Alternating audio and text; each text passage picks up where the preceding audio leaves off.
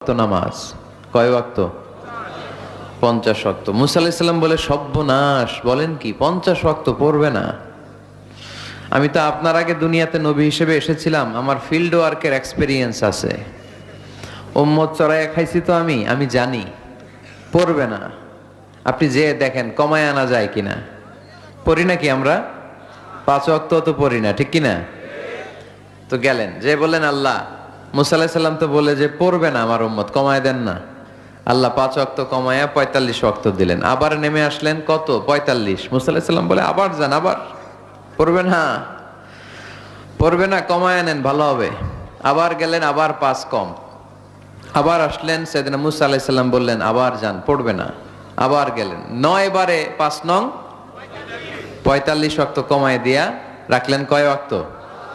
5 ওয়াক্ত নিয়ে আল্লাহর হাবিব ফিরে আসতেছেন।